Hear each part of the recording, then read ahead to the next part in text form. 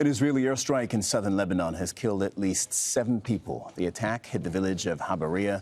This is what it looks like. It targeted a health center used by a Lebanese armed group, Hezbollah. The Israeli military and Hezbollah have exchanged cross-border fire since the war on Gaza began. In response to this, Hezbollah fired a barrage of rockets into Israeli territory. It targeted Israeli military positions in the city of Kiryat Shmona, that's in northern Israel. At least 1 Israeli has been killed. Israeli media reporting that a number of people are trapped in a factory that was damaged in that attack. Well, Zeina Khodr is in Habariyeh, southern Lebanon. Zeina, tell us a little bit more about the targets and perhaps more importantly, how you're reading, the choice of targets on both sides, because you've explained to us very eloquently since the beginning of this conflict that it's always calculated and you have to understand what the intention is behind these strikes. No doubt. Behind me, what is left of the health emergency center in the village of Habariyeh. We're not very far from the border. People here tell us that the men who were inside the building, paramedics, volunteers, university students, their ages in their early 20s. There's a lot of anger in this village. It's the first time it has been hit. If you can see behind me, total destruction. People here say this was not a military target. This was a civilian target. It is not the first time health centers have been hit in this ongoing conflict. They have been repeatedly hit. Paramedics have been repeatedly hit. This building belonged to Jama'a al-Islamiyah. Now, the Israeli army issued a statement and they said they targeted a military compound. They're calling this a military compound and they're saying that they killed, quote, a significant operative. But we've been speaking to families and friends of these young men and they are saying this is absolutely not true.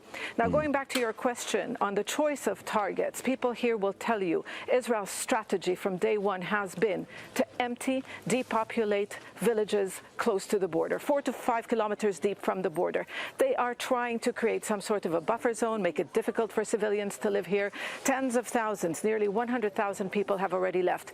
This village, people are still here, but there's now starting to worry whether it will start come under fire. As we speak, there is an Israeli drone overhead. Yeah, I think I was able to just about hear it faintly. Do you have a sense of what the end game is then? You're explaining that the belief in that part of Lebanon is that Israel is trying to clear that entire border area. What's the ultimate goal for that?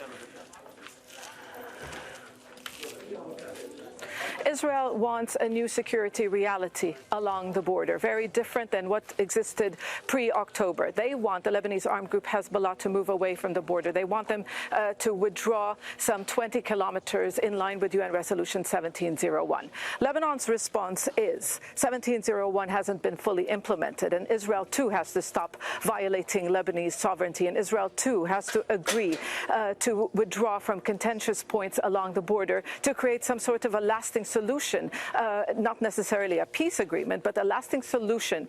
But the bottom line is this: nothing can change until the war on Gaza ends, because Hezbollah has repeatedly said, since they opened the front to help relieve Gaza, that they will not halt the firing until the war on Gaza ends. They will not even discuss any security arrangements. So the cycle of violence continues.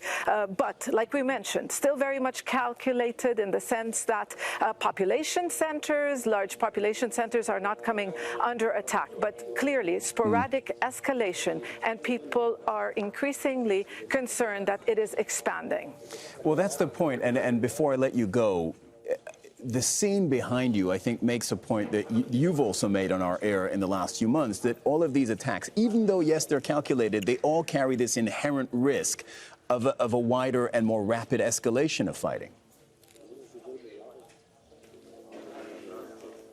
Well, no doubt. But Hezbollah, through its actions and through its words, have made clear that they're not interested in a full-blown conflict, that what they are doing is defending Lebanon and helping Gaza. They've repeatedly said this. Now, what Israel intends to do is what many question here. They believe that the possibility of a larger conflict, a more comprehensive war, is real. But at the same time, people here also say if Israel wanted to do this, they would have done this from the beginning, that Hezbollah Hezbollah's long-range weapons. This is a powerful organization, a powerful armed group, much more powerful than Hamas. So their rockets, their missiles can hit anywhere in Israel, and Israel knows that. So if Israel can, wreak destruction in Lebanon, Hezbollah can do the same, and there will be no victor, or no one can claim victory at the end of the day. So this cycle of violence, many believe, will likely continue, calculated to a certain extent, but no doubt civilians have been killed.